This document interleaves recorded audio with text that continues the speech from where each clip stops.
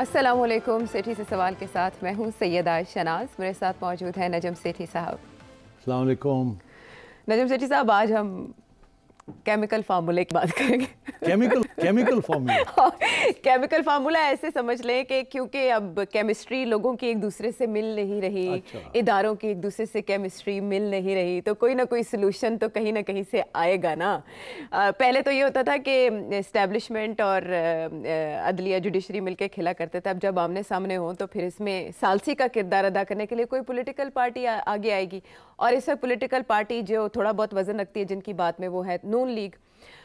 नून league चाह रही है कि वो भी बात करें और फिर इस मामले में सदर को भी इन्वॉल्व कर लें। आप जानते होंगे कि वज़ीर आज़म के सियासी मुशीर जो मुकर्रर हुए, जिनके हवाले से आपने पेशगोई की थी कि उन्हें कोई ना कोई ओहदा दे दिया जाएगा, वो है राना सनाउल्लाह साहब। तो ये है राना सनाउल्लाह फार्मूला। ये 6 जजेस के ख़त वाला मामला जिसको लेकर इतना बिगाड़ पैदा हुआ, इस फार्मूले से ये जिन बोतल में बंद हो जाएगा? नहीं, देखिए, सवाल ये है कि ये फार्मूला पेश क्यों किया जा रहा है। फिर ये कि क्या इसके साथ will the genie be put back into the bottle. अच्छा, पेश क्यों किया जा रहा है? पेश क्यों किया जा रहा है? शायद सूरत हाल कोई ज़्यादा ही बिगड़ गई, जैसे आपने हाँ, बिल्कुल बिगड़ी है। आपने मायूसी का इजहार किया था। बिल्कुल बिगड़ी है और मायूसी का इजहार करना जायज़ है।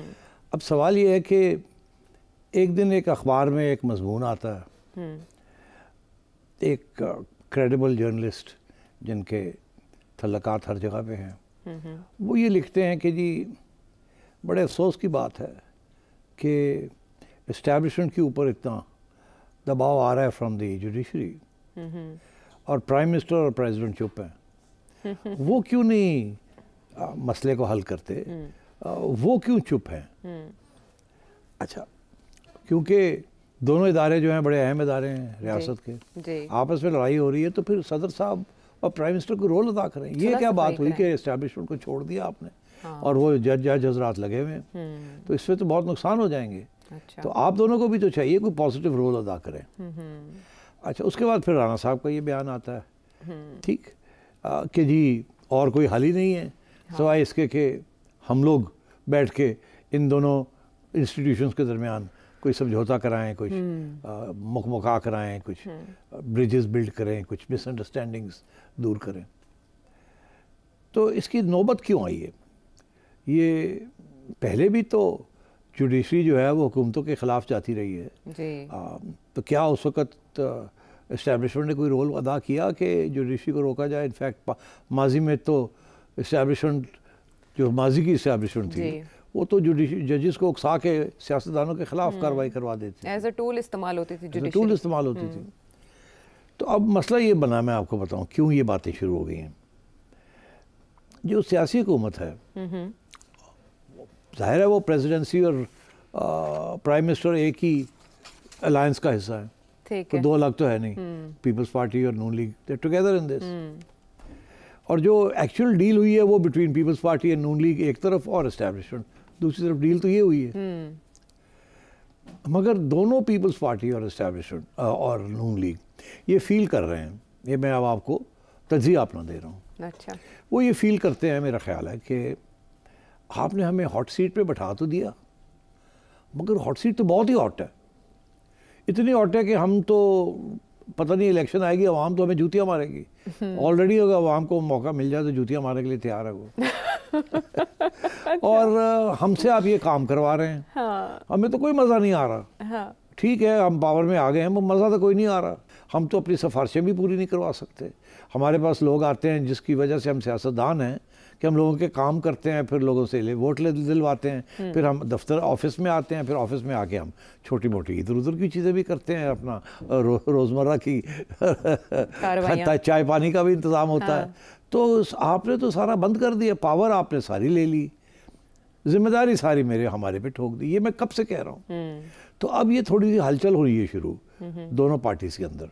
अच्छा। कि जी ये क्या बात हुई कि पावर सारा आपके पास, कौन यहाँ लगेगा, कौन वहाँ लगेगा, हर चीज़ करने से पहले हमें आपको पूछना पड़ता है, हर चीज़।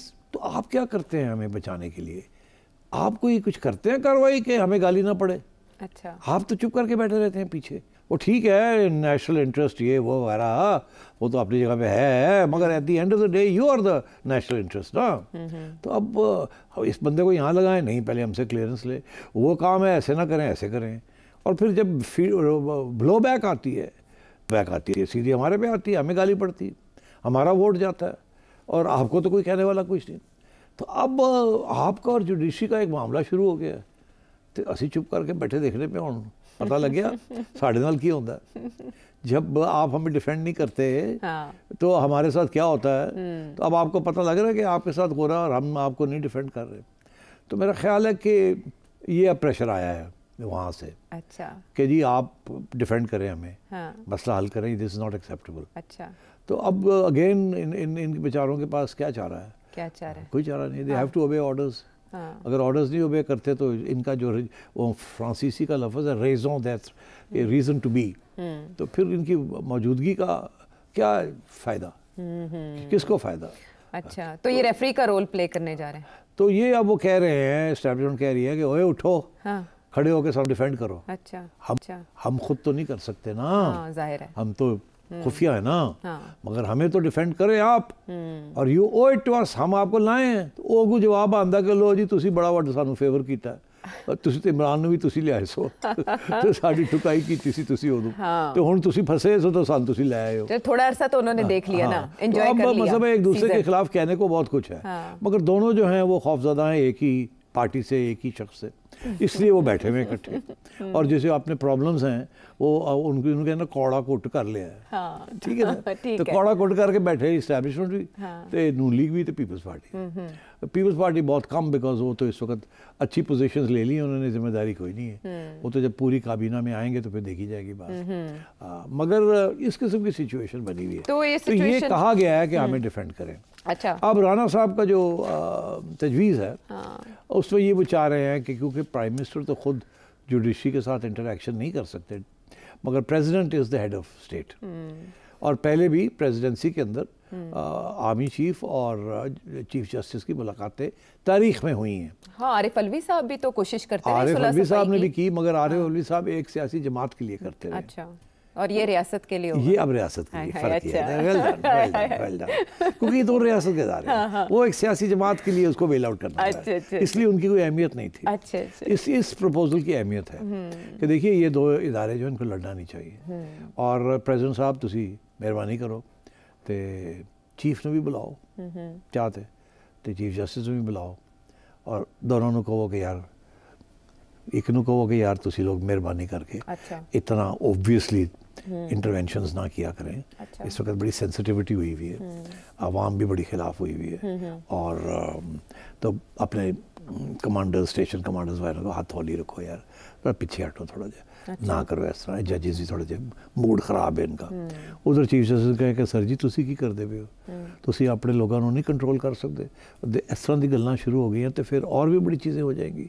फिर आपका ख्याल है बाकी लोग चुप रहेंगे, आपका ख्याल है कि इस हमाम में कौन कौन नंगा और कौन कौन नंगा नहीं है, तो फिर ये बातें चलेगी और फिर फेक न्यूज़ बनेगी, फिर प्रोपेगेंडा होगा, आप भी बदनाम होंगे, बदनाम होगी, सारी रियासत जो है बदनाम हो जाएगी।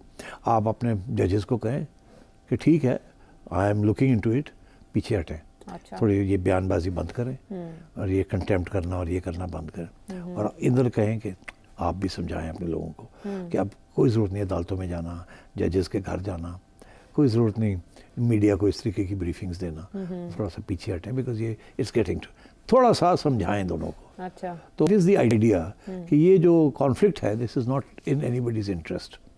उसकी वजह एक ही है Ayesha, at the end of the day judiciary का जो ऑर्डर है, all institutions of the state have to obey it, है ना, दैट इज़ द कॉन्स्टिट्यूशन।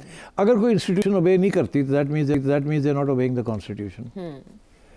इसका ये मतलब है फिर वो जो इल्ज़ाम लगता है एस्टैब्लिशमेंट के ऊपर कि आप तो कॉन्स्टिट्यूशन के पीस ऑफ पेपर समझते हैं जिसको फाड़ के पता नहीं कितनी दफ़ा पहले भी आपने फेंका है, तो अगर ये ऐसी बात है तो ये तो हम उड़ जाएंगे, सारी दुनिया हमें छोड़ जाएगी। हम तो अपने कॉन्स्टिट्यूशनल ऑर्डर के ऊपर हमारी थोड़ी बहुत जो रिस्पेक्ट रह गई है वो यही है कि वी आर अ डेमोक्रेसी और trying to be a democracy. और अब वो ज़माने गए कि जबकि बैरूनी मुल्क जो थे वो इस्टेब्लिशमेंट के साथ ही बात करना चाहते थे, क्योंकि वो इस्टेब्लिशमेंट उनके मकासद पूरे करती थी। अब तो वो अफोर्ड ही नहीं कर सकते, बिकॉज उनके यहाँ को मकासद लंबे चौड़े रहे नहीं, इसलिए उन्होंने तो फिर ही एक उनका मकसद रह गया, वो है न्यूक्लियर प्रोग्राम, और वो आपके कंट्रोल में है, एस्टेब्लिशमेंट साहब आपके कंट्रोल में है। अच्छा। और अगर आपकी बदनामी जो सूट करती है इंटरनेशनल कम्युनिटी को, क्योंकि अगर आप बदनाम होते हैं तो आपका कंट्रोल ओवर न्यूक्लियर प्रोग्राम वो स्लिप करता है, फिर आपके खिलाफ कार्रवाई करने के लिए इंटरनेशनल कम्युनिटी के पास बहुत से हथियार हैं, और एक सबसे बड़ा हथियार यही है constitution. You are not following the constitution. तो अगर आप सोच रहे हैं कि आप फिर मार्शल लॉ लगा देंगे, इमरजेंसी लगवा देंगे, ये स्ट्राइक डाउन हो जाएंगे, ये जुडिशरी नहीं रुकेगी। अच्छा। और इंटरनेशनल कम्युनिटी आपको नहीं सपोर्ट करेगी। सपोर्ट उसने उस वक्त किया था जब उन्हें अफगानिस्तान में आपकी ज़रूरत थी, सोवियत यूनियन के खिलाफ आपकी ज़रूरत है। अब आपकी कोई ज़रूरत नहीं। अब आप तो उनके पास भीख मांगने जाते हैं और आपको टाइट देखे कितना करते हैं। पहले आप भीखिया मांगते थे, खुद आके पैसे छोड़ देते। ये बातें आसिफ अली जरदारी साहब कर सकेंगे? मुझे हैरत है वैसे ये बातें आसिफ अली जरदारी साहब कर सकेंगे जो आप कर रहे हैं? नहीं, वो ऐसे तो नहीं, वो जरदारी साहब तो बड़े प्यार के साथ समझाएंगे। मीठा मीठा। हाँ, और क्या एक्चुअली सबको पता है, इश्यू सबको पता है। मैं तो जाहिर है, मैंने तो प्रोग्राम बनाना, तो मैंने थोड़े डिटेल में जाना। मैं एक्चुअली ये जानना चाह रही थी आपसे कि इस तरह से आप चीज़ों को आर्जी तौर पर दबाएंगे नहीं, ऐसा नहीं कि आप उन्हें अंडर द कारपेट धकेल रहे हैं। सुप्रीम कोर्ट में भी तो ये केस चल रहा है ना।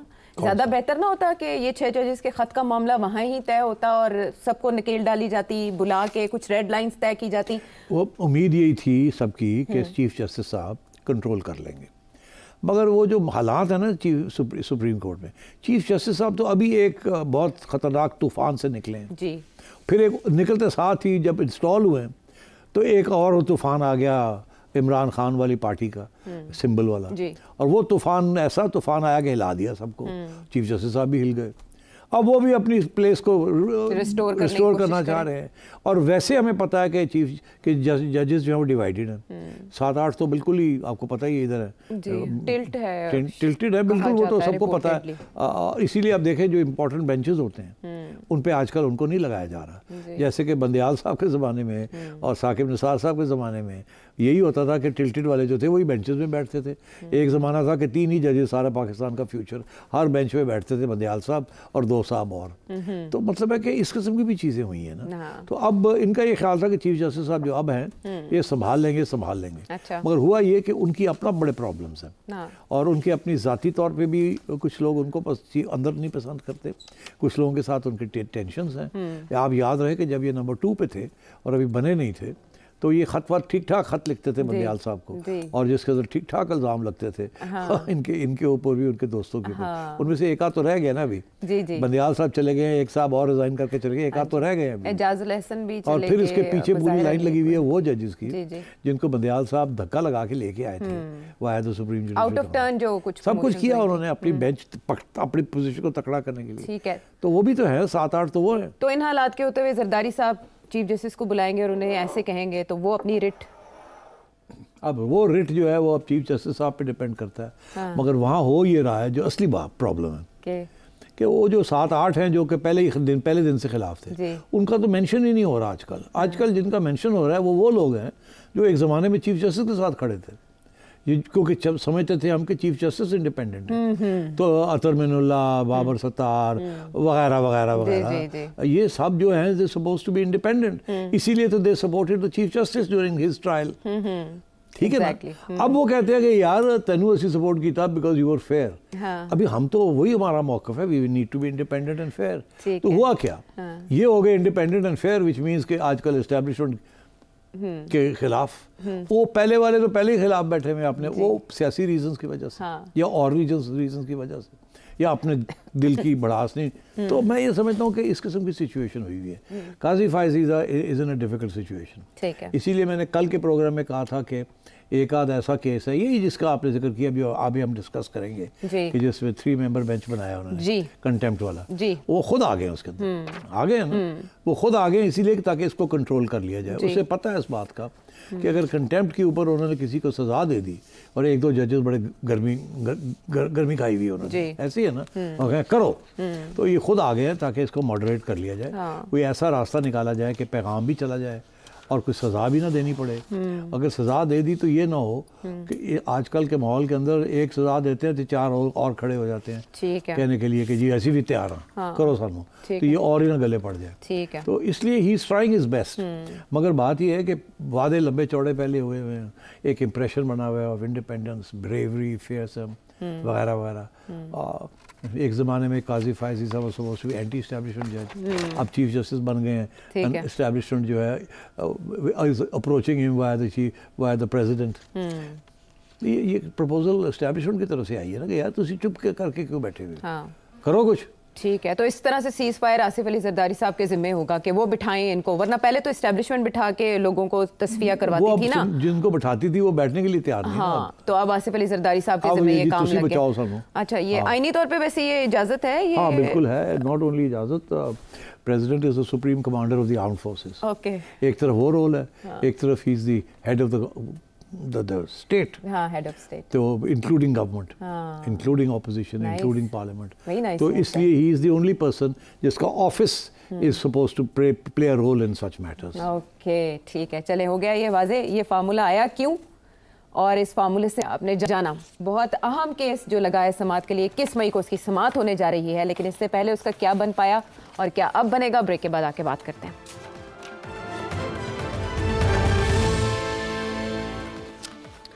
Welcome back to the show. Pakistan Tehreek Insaf में एक बार फिर तशवीश की लहर दौड़ चुकी है और इस बात का उन्होंने इजहार भी किया है कि एक केस जो कि इतने अरसे तक दबा रहा, 1 साल हो चुका है, पिछले साल 10 मई को उस केस में जो 3 रुकनी बेंच था उसमें से 2 जजेस का फैसला जो था वो वेबसाइट पर अपलोड किया गया था और कुछ मिनट के अंदर अंदर उतार लिया गया था। एवरीवन नोस मुबैना बेटी छुपाने का ये केस है जो इस्लामाबाद हाई था, लेकिन पाकिस्तान तहरीक इंसाफ को ये तशवीश है कि नए सिरे से इसे समात के लिए जो मुकर्रर किया गया है ये बानी PTI को नाहक जेल में रखने का मंसूबा है और अब एक नए मुकदमे से उम्मीदें वाबस्ता की जा रही हैं। उन्होंने एक बार फिर रिलेट किया ऐसे जजेस पर जो प्रेशर है उससे कि जजेस पर दबाव के इंकिशाफ के बाद कार्रवाई आगे बढ़ाने का कोई कानूनी और इखलाकी जवाब बाकी नहीं। अच्छा सेठी साहब, इतना कॉम्प्लिकेटेड मैटर हो चुका है ये 6 जजेस के ख़त के बाद, क्योंकि इस्लामाबाद हाई कोर्ट के 8 में से 6 जजेस ने ख़त लिख दिया था। मैंने आपसे क्वेश्चन भी किया था कि आइंदा अगर केसेस लगे और बेंचेस बने तो एतराज़ उठ सकता है। वो एतराज़ पाकिस्तान तहरीक इंसाफ उठा रही है बजाय इसके कि हुकूमत किसी मुकदमे में उठाए। अब इसमें जो 3 जजेस हैं, तारिक महमूद जहांगीरी साहब इसकी सरबराही करेंगे, अरबाब मोहम्मद ताहिर और जस्टिस समन रिफत इम्तियाज़ भी इस लार्जर बेंच का हिस्सा 21 मई को ये समात करने जा रहे हैं। क्वेश्चन ये है कि पिछले साल जो केस था उसका क्या बना, मेंटेनेबिलिटी के हवाले से हमें पता नहीं चला कि बात कहाँ गई, तो अब ये बेंच कहाँ से किस्से को शुरू करेगा, नए सिरे से? देखिए, थोड़ी सी तारीख बयान करना ज़रूरी है। 2018 में जब इलेक्शन होने जा रही थी तो एक पिटिशनर ने ये कहा कि खान साहब ने डिक्लेयर नहीं किया अपने नॉमिनेशन पेपर्स में कि उनकी एक बेटी है, उसको डिक्लेयर नहीं किया उन्होंने, क्योंकि सब डिक्लेयर करना पड़ता है कौन बेटा है कौन बेटी है। जी जी। तो वो केस 1 साल पड़ा रहा। 2019 में उसने फिर एक डिस्क्वालिफिकेशन पिटिशन आई, अच्छा, कि जी इसको सुना जाए और तो उस वक़्त जस्टिस अतर मिनुल्लाह जिनके आगे वो आई और सीता वाइट की केस था, उनकी बेटी टिरियन, और इल्ज़ाम ये था कि टिरियन इमरान खान की बेटी है, बॉर्न आउट ऑफ वेडलॉक। अच्छा, तो इसमें 2 इश्यूज़ बनते थे मगर इशू एक बनाया गया। 2 इश्यूज़ कौन से बनते थे? एक इशू ये बनाया गया कि आपने डिक्लेयर नहीं किया, ठीक है। दूसरा इशू जो बनता था, बनाया नहीं गया, वो ये था कि अगर ये सही है कि आपकी बेटी है तो आप तो शादीशुदा नहीं थे, तो अगर आप शादीशुदा नहीं थे तो आपने कैसे ये काम किया? उस कानून के मुताबिक ये जिना बनता।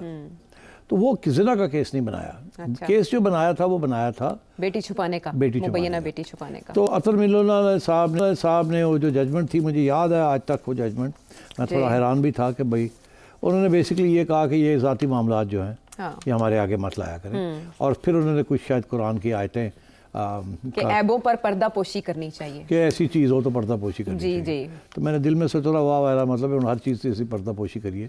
हर किस्म की जो हम ज़ाती तौर पे गुनाह करते हैं उसके ऊपर पर्दे ही डालने चाहिए, क्योंकि दुनिया में ये असूल नहीं है कहीं भी। दुनिया में असूल ये है कि पब्लिक ऑफिस होल्डर उसकी कोई ज़ाती इशू नहीं होता, हर इशू पब्लिक होता है। आपको पता है वेस्टर्न डेमोक्रेसीज में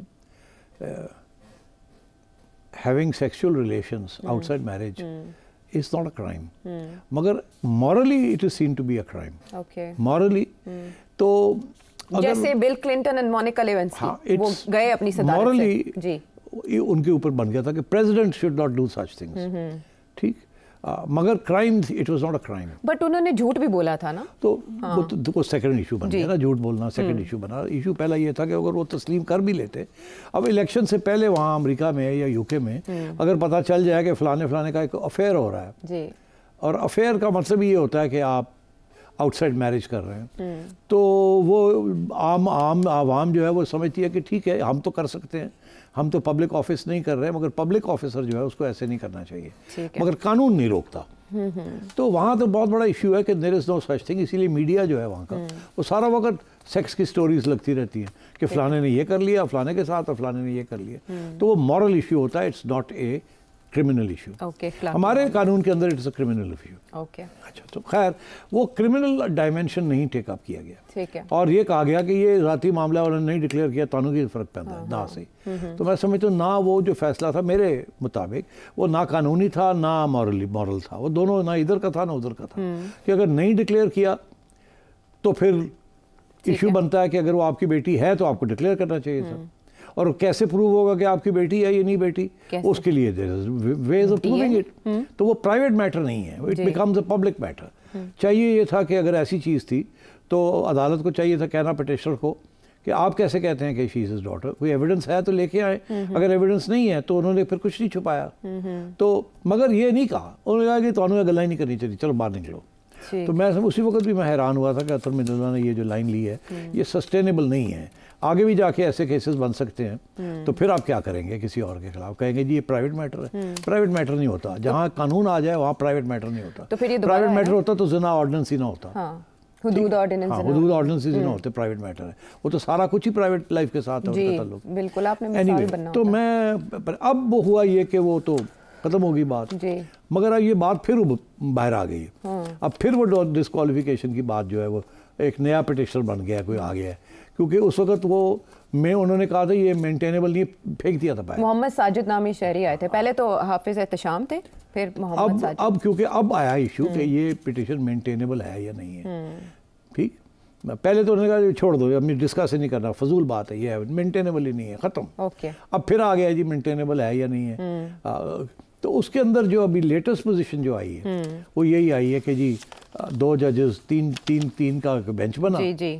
2 जजेस ने कोई फैसला किया कि ये इसको नहीं मेंटेनेबल ही नहीं है, ये पिटिशन बाहर निकालो इसको। चीफ जस्टिस साहब का क्या राय थी जी, वो राय सामने नहीं आई, और इन्होंने अपनी जजमेंट्स जो है वो वेबसाइट पे लगवा दी। ठीक, जाहिर है कि लगवाई हैं, ऐसे तो नहीं लगती ना। तो अब सवाल ये बना कि क्या दो जजेस without the approval of the supreme court chief justice, क्या उनकी राय जो है वो जजमेंट बनती है कि नहीं बनती। अब ये इशू बन गया, और मेरा ख्याल है जो फैसला ये हुआ है हम नया बेंच बनाएंगे इस्लामाबाद हाई कोर्ट में, हाई कोर्ट में, और हम ये नया बेंच बना के we will look into it, and chief justice खुद बैठे और 2 नए जजेस ले लें, उनमें से एक पुराना ले लें पाए, और इसको सबसे फिर से री एग्जामिन किया जाए। ठीक है, तो ये इस किस्म की चीज़ अब बनी है। मैं समझता हूँ ये उसी वक्त हल हो सकता था, मगर क्योंकि इतना सख्त प्रेशर था उस वक्त, पूरा एक इमरान प्रोजेक्ट चल रहा था, तो उस इमरान प्रोजेक्ट को कैसे डीरेल किया जा सकता था इस किस्म की चीज़ के साथ। और अभी भी मैं समझता हूँ कि ये तो 1 सेकंड की गेम है ये।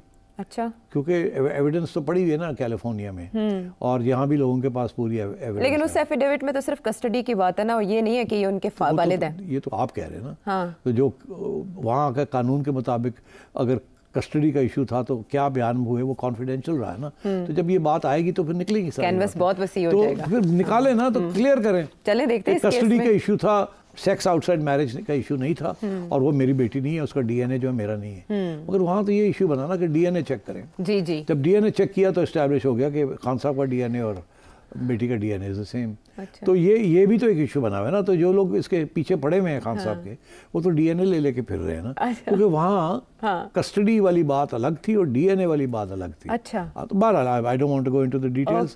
आई थिंक ये मेरा काम नहीं है ना आपका कोर्ट का काम है ये। अब कोर्ट अगर इसको देखता है तो कोर्ट दो चीजें कर सकता है, या तो ये कहे कि हम नहीं सुनना चाहते, जिस किस्म का मूड है उनका, खान साहब को बचाना है एट एवरी कॉस्ट। दूसरा ये है कि मंगवा ले रिकॉर्ड वहां से, देख लें क्या है क्या नहीं है, और उधर कोई लूप होल मिलती है तो खान साहब के हक में दे दे। अच्छा। मगर देखिए सारी दुनिया इस चीज़ को एक्नॉलेज करती है, मगर that's not good enough.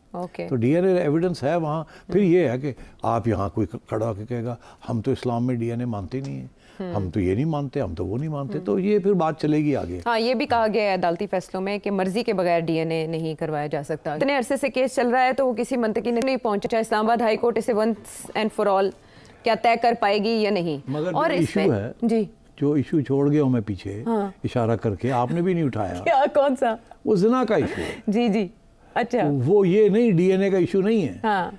DNA का इशू नहीं है। वो तो आपने जाती जिंदगी और जाती अमाल, तो वो तो कानून बड़ा क्लियर है कि अगर आपकी आप शादीशुदा नहीं है और आप कोई सेक्सुअल शादी के बगैर जिनसी ताल्लुक रखना इस्लाम में ममनू है, जाहिर है, संसारी है, उसकी पूरी पनिशमेंट है जी, संसारी पूरी, उसके लिए पूरा कानून है, हदूद और शरिया, और वो हमारा कानून का हिस्सा है। तो फिर उधर अगर आप जाएंगे तो और भी मसले बन जाएंगे। हाँ। तो उधर कुछ जाने के लिए सब डरते हैं उधर जाने के लिए। अच्छा, वैसे सिट साहब ये बार बार केस उठता रहा, तो कभी हद तक इज्जत का दावा किया है इमरान खान साहब ने इस मामले को लेकर किसी पे आपकी तला में? नहीं किया। अच्छा, नहीं किया, ओके, बस अब ठीक है। वो एक्चुअली मैं जो अगला मामला आपसे डिस्कस करना चाह रही थी वो हद तक इज़्ज़त के कानून का ही है, जिस मामले को लेकर पंजाब में बहुत बहस हो रही है और इतवार तक तो इस पे तजावीज़ मांगी गई हैं स्टेक होल्डर से, लेकिन उससे पहले मुशावरत नहीं की गई जब ये मुसव्वदा मंजूर किया गया। इसकी वजह क्या बनी और इसकी तफसीलात क्या, ब्रेक के बाद आके जानते हैं।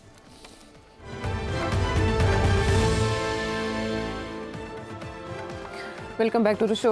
सिट साहब, पंजाब गवर्नमेंट ने जो हद तक इज़्ज़त कानून बिल 2024 जो पेश किया, उस पर बहुत ज़्यादा तनकीद हो रही है कि बहुत जल्दबाजी में इसे कैबिनेट से मंजूर करवाया गया। उसके बाद जब शोर उठा तो उन्होंने थोड़ा वक्त दे दिया और कहा कि अब हम स्टेक होल्डर्स के साथ मुशावरत करेंगे।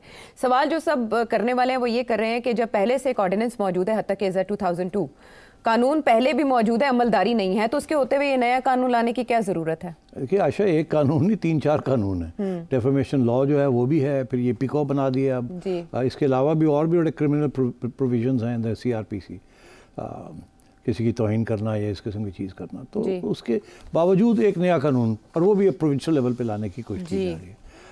ये ट्राई करें ना, ये इस किस्म का कानून अगर ये KP में लेके जाएंगे तो फेंक देंगे वहाँ, कभी भी नहीं मानेंगे वो। अच्छा। तो ये पंजाब में क्योंकि हुकूमत बड़ी कमज़ोर है तो इसलिए यहाँ से करवा लो। इसके पीछे इस्टेब्लिशमेंट है, क्योंकि सबसे ज़्यादा इस वक्त जो फेक न्यूज़ आ रही है वो इस्टेब्लिशमेंट के बारे में आ रही है, और हमें पता कहाँ से आ रही है, किस किस्म के लोग वो कर रहे हैं। तो ज़ाहिर है तकलीफ़ तो हो रही है, और ये जो जिस किस्म की फ़ेक न्यूज़ है बड़ी ख़तरनाक है और बहुत गलत है। तो गुस्सा तो है कि ये इसको रोकना चाहिए, और ख़ुसूसन ये सोशल मीडिया पे ज़्यादा है। ठीक है।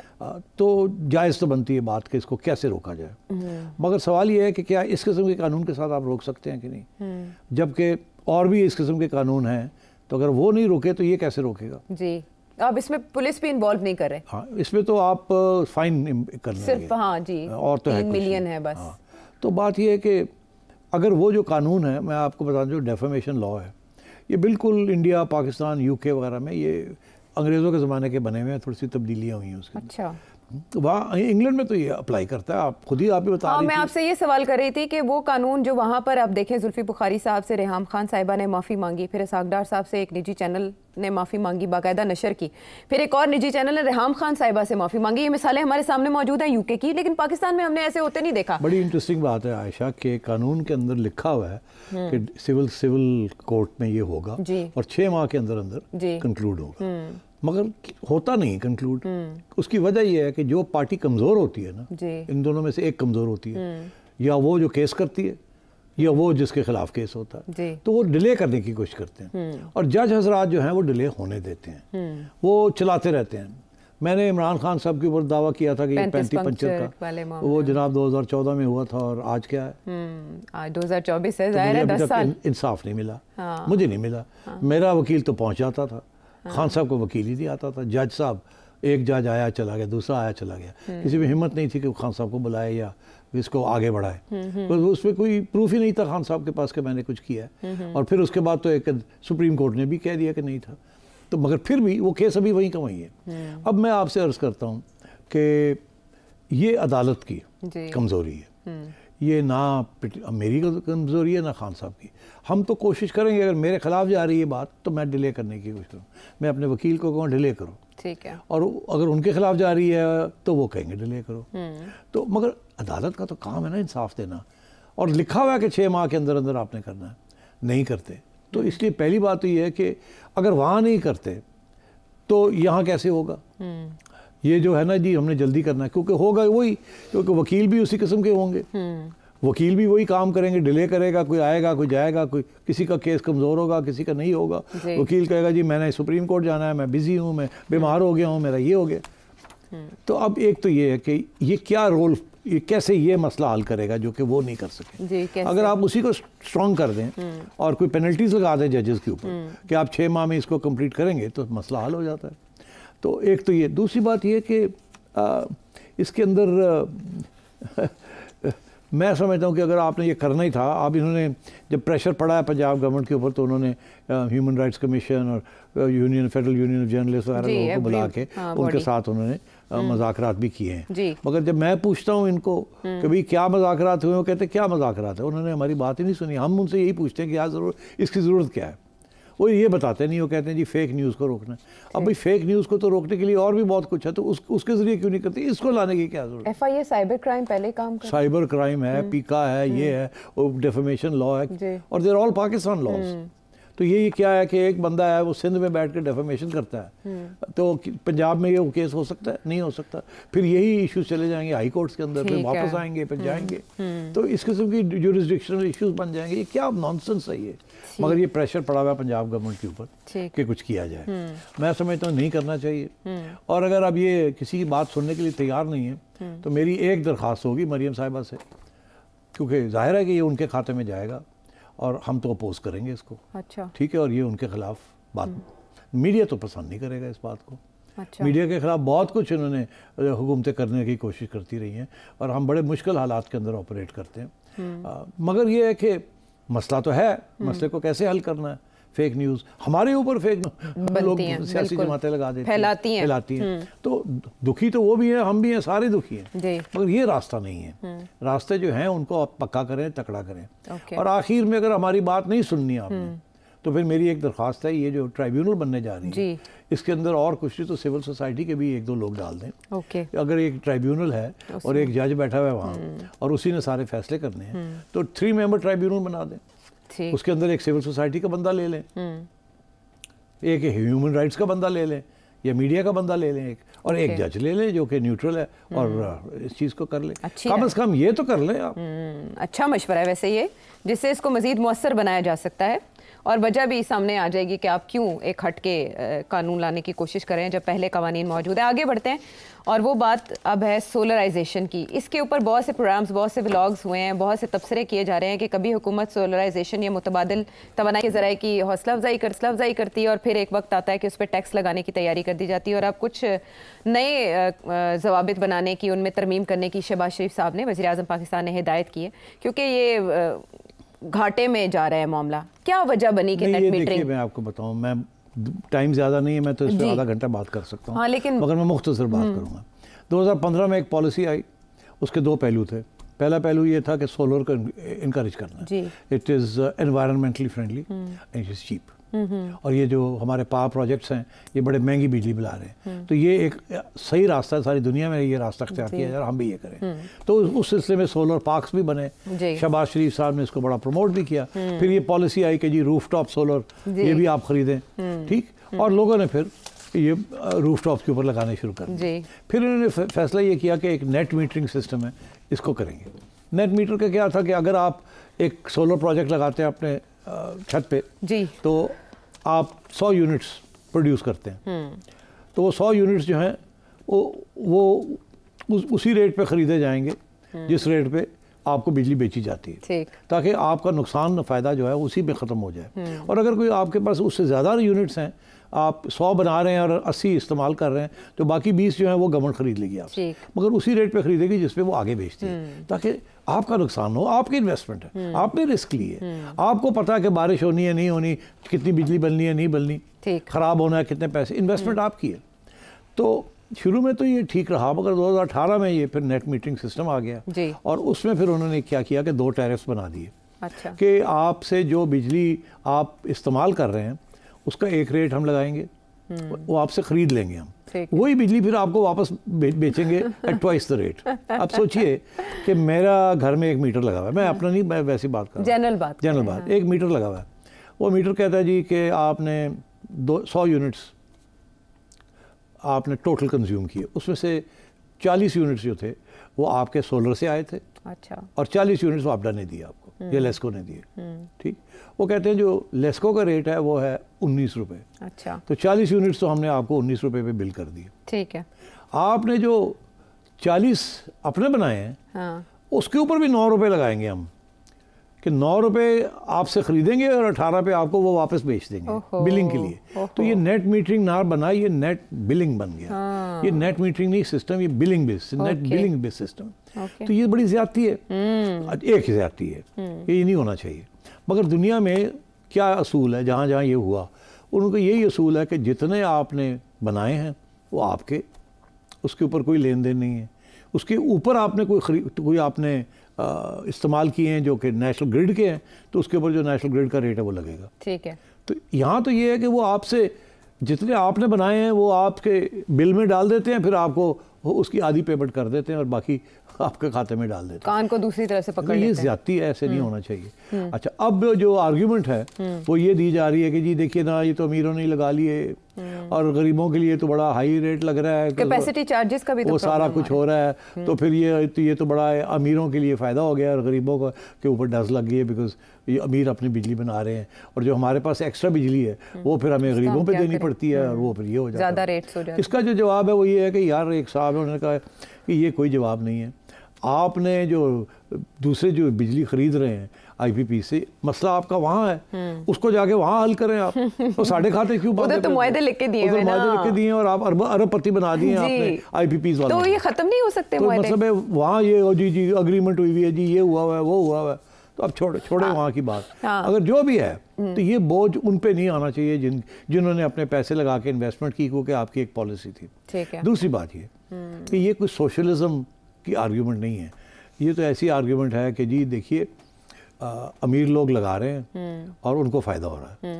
तो फिर ऐसे है कि आप बड़ी गाड़ियाँ जो है ना इस मुल्क में चलती, सड़कें तो गवर्नमेंट बनाती है ना, सारी ज़्यादातर तो बड़ी बड़ी गाड़ियाँ चलती है ना, बेचारे मोटरसाइकिल वाले पेट्रोल का वही रेट देते हैं जो गाड़ी वाले देते हैं, तो फिर गाड़ियाँ बैन कर दें या गाड़ियों को कहें कि आप मोटरसाइकिल के लिए ये रेट है और आपके लिए ये रेट पेट्रोल का। ठीक है। तो ये अगर ये आर्ग्यूमेंट आपने करनी है तो 1000 किस्म की जगह हैं जहाँ अमीरों का फ़ायदा और गरीबों का नुकसान है। तो ये कोई आर्ग्यूमेंट नहीं है कि जी ये तो जी अमीर जो है वो सस्ता उसको बिजली मिल रही। अरे भाई, वो इन्वेस्टमेंट कर रहा है। कल को आप कहेंगे आपने घर क्यों बनाया, वो कहेगा मैंने अपने टैक्स पे करके पैसे बनाए, वो नहीं, ये तो अमीरों का घर है, ऐसे ज़्यादा टैक्स लगाओ, वो छोटे घर पे कम लगाओ, बड़े पे ज़्यादा लगाओ। तो मतलब ये दिस इज़ नॉट राइट, ऐसे नहीं होता दुनिया में। यूनिफॉर्म पॉलिसी यानी एक मिसाल है। शरीफ साहब को चाहिए कि ये ब्यूरोक्रेट्स की बातों में मत आए।